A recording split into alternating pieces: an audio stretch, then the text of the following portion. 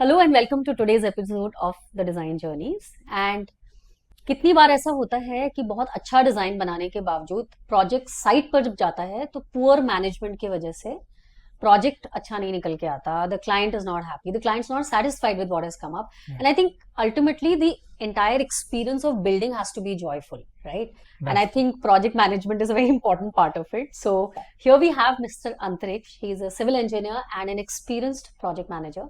He has more than 15 years of project management experience.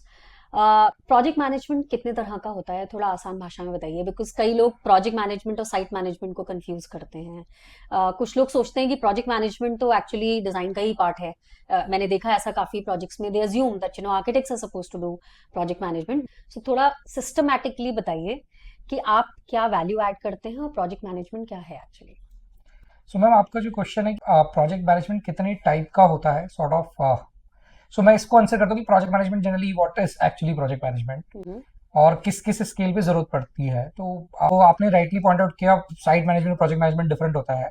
Design मतलब generally there are like 3-4 pillars as per construction. मैं आपको बताऊं तो एक डिजाइन एक पिलर है जिसमें every consultant is comes on that thing, सब डिजाइन देते हैं। There are structure consultant, architects, and you give some design as per the idea of the owner, business owner, what he wants to make. You actually take it and make it on the paper कि bylaws और उनकी dream को कैसे आप papers में लाएंगे और वो कैसे बनेगा।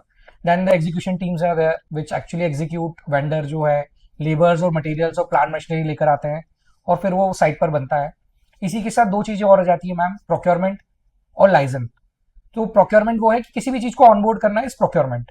Okay, even service even professionals. Service professional, क्योंकि अगर मान लीजिए एक बिजनेस ओनर है जिसे अभी एक स्कूल बनाना है, तो सबसे पहले तो उसे डिजाइनर से मिलना होगा। तो वो डिजाइनर को ऑनबोर्ड लाना भी एक काम है जो प्रोक्योरमेंट है, या तो खुद करेगा या उसके पास एक टीम होगी।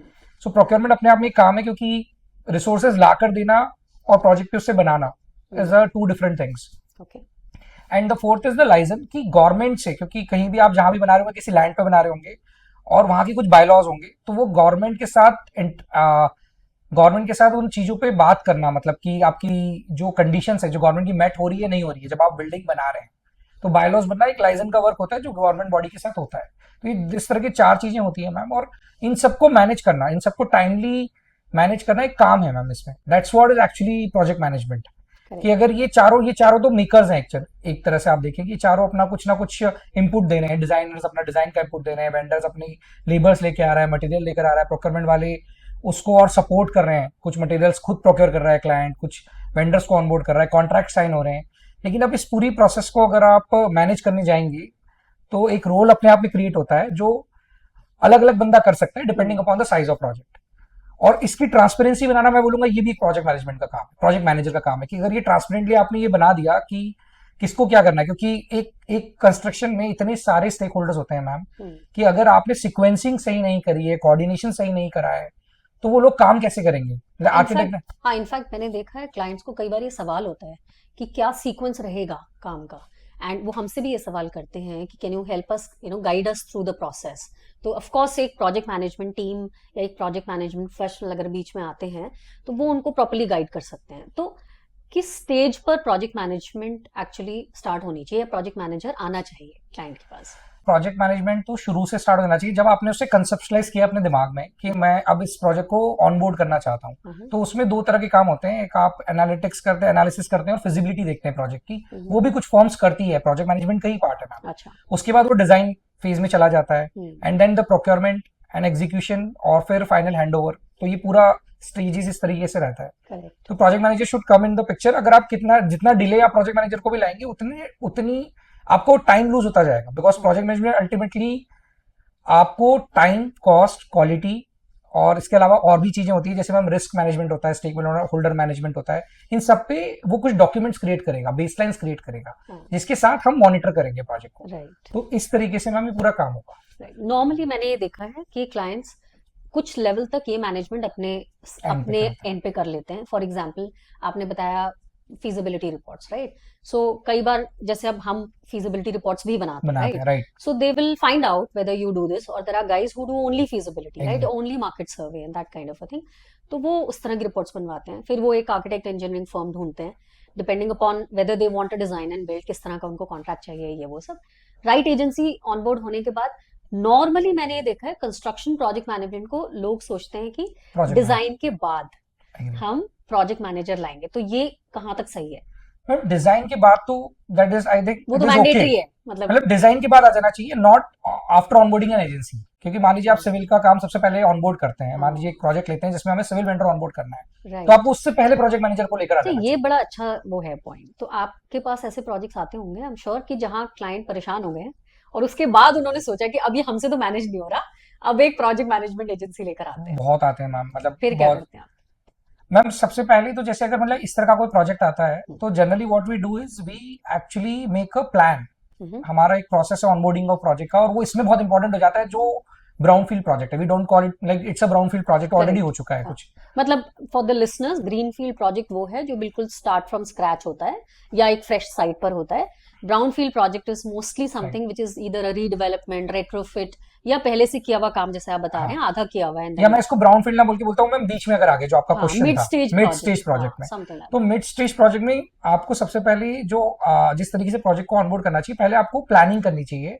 क्योंकि आपका एक प्रोजेक्ट का सेट चीजें हैं मैम, कि आपको इतने वेंडर ऑनबोर्ड करने हैं, इतनी एजेंसीज लानी है, प्रोजेक्ट के माइलस्टोन्स क्या हैं, ये आपको पता होता है। तो जैसे मिड स्टेज आपके पास प्रोजेक्ट आया, तो आप उसमें आपका आपने बताया एक ऑनबोर्डिंग प्रोसेस है, हाँ क्या है वो, थोड़ा सा उसके बारे में। मैम, हमें ना उसे आप बोलते हैं control your construction in 21 days. Hmm. So basically we actually say कि आप ये it's like a service, we have created a product in the service. Oh, so अगर आप उसे कंट्रोल करना चाहते हैं प्रोजेक्ट को, सो अगर आप मान लीजिए कोई प्रोजेक्ट लेकर आए तो ऑब्वियसली कंट्रोल नहीं है, तभी हाँ। आपको एक प्रोजेक्ट मैनेजर की याद आएगी मैम। तो आप अगर वो कंट्रोल करने के लिए जाते हैं तो सबसे पहले मैम हम मीटिंग्स करते हैं। हम ऑनर से मीटिंग करते हैं, हम आर्किटेक्ट से मीटिंग करते हैं, और अगर ऑनबोर्डेड कॉन्ट्रैक्टर है उससे भी मीटिंग करते हैं। और उसका एक एजेंडा होता है हर मीटिंग का। करेक्ट। और बेसिकली इस एजेंडे का जो क्रक्स है वो ये है कि हम एक तो इन्फॉर्मेशन लेते हैं क्या चीज हो चुकी है जो कि इंपॉर्टेंट है, और क्या चीज करनी है। करेक्ट। जब आपको ये पता है क्या चीज हो चुकी है, क्या चीज करनी है, उसके बाद हम एक ऑडिट करते ये हैं। 21 डेज क्या है, ये बड़ा इंटरेस्टिंग है।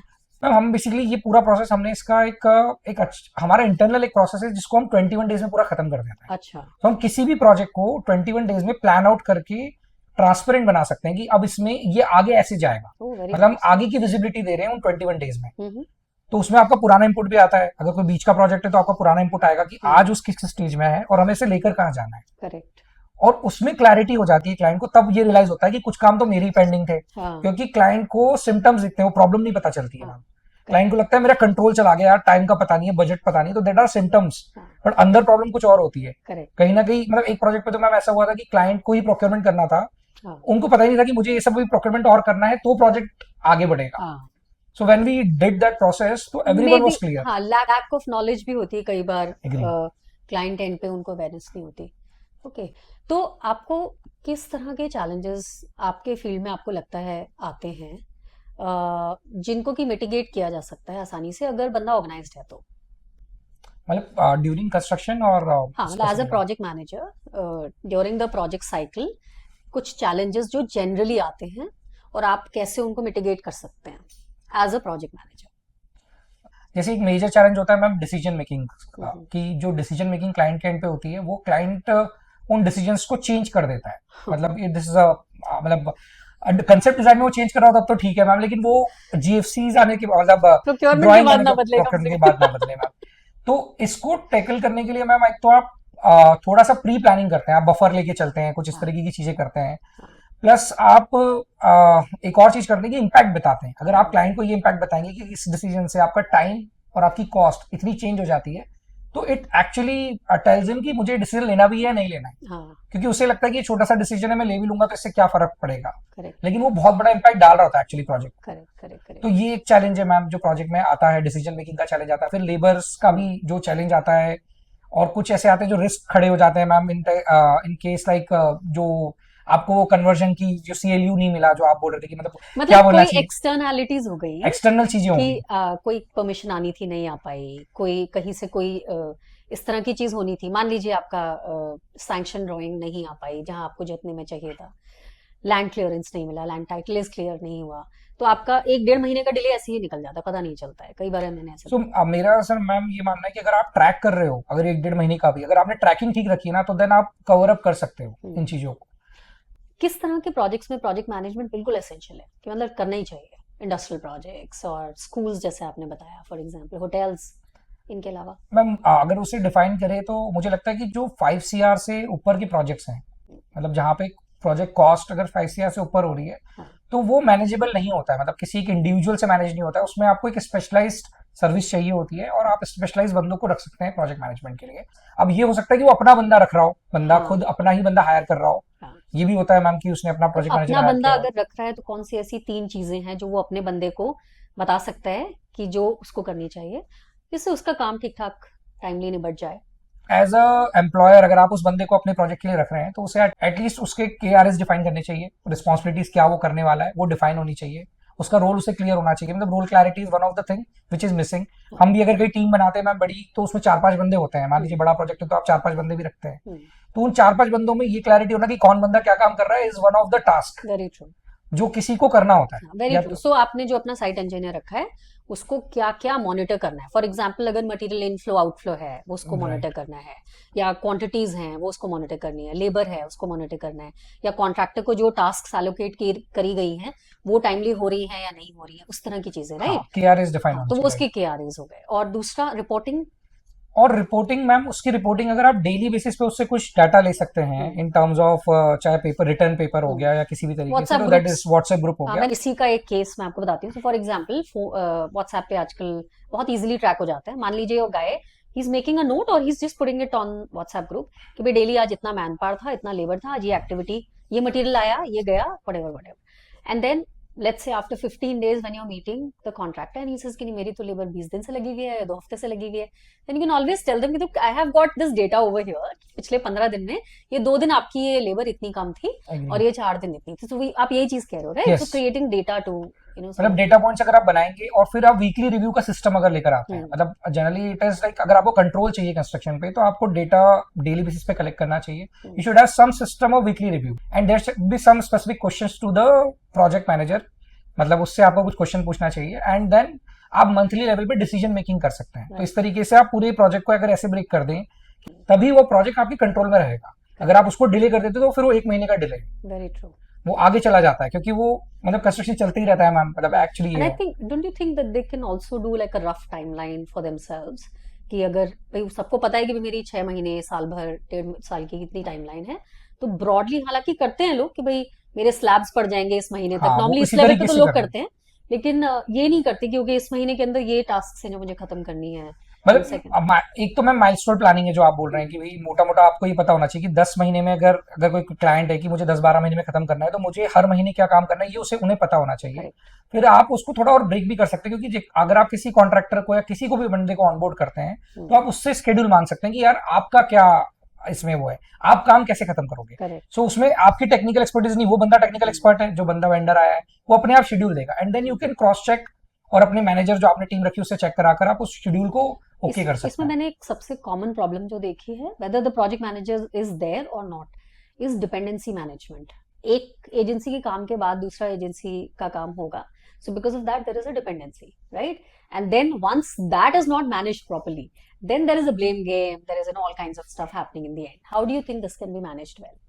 ये तो बहुत बड़ा पॉइंट है, मतलब वो जो आप उसे सिर्फ कोऑर्डिनेशन बोल देते हैं कि कोऑर्डिनेट कर रहा है बंदा, लेकिन एक्चुअल में ये स्किल है मैम, मतलब एक अपने आप में प्रोजेक्ट मैनेजमेंट की एक बहुत बड़ी स्किल ये है कि वो कैसे प्रोजेक्ट प्लान्स बना रहा है कि सब बंदों को अपना काम पता है कि कब करना है। सीक्वेंसिंग की जो आप बात कर रहे हैं कि मैं समझ पा रहा हूँ कि एक बंदे का काम खत्म हुआ तो दूसरे को आना है, ये आना है, तो इसके लिए तो आपको अच्छे लेवल पे प्लानिंग आनी चाहिए मैम। अगर उस बंदे को प्लानिंग अच्छे लेवल पे आती है तो ही वो कर सकता है, उसको नॉलेज होना चाहिए तो कि क्या सीक्वेंसिंग होती है। मतलब अभी आप पहले बता रहे थे कि up to 1 CR is a certain bracket, up from 1 to 5 CR is another bracket, then 5 to 100 CR is another back the bracket. It's a large bracket, but ये वो है जहां पर कई बार 20-25 करोड़ तक के प्रोजेक्ट में क्लाइंट को लगता है कि पीएमसी की जरूरत नहीं है। मैंने नॉर्मली ये देखा है, और वो खुद किसी ना किसी तरीके से उसको मैनेज करने की कोशिश करते हैं, कर भी लेते हैं, बट वहां पे पेन पॉइंट्स आते हैं काफी सारे।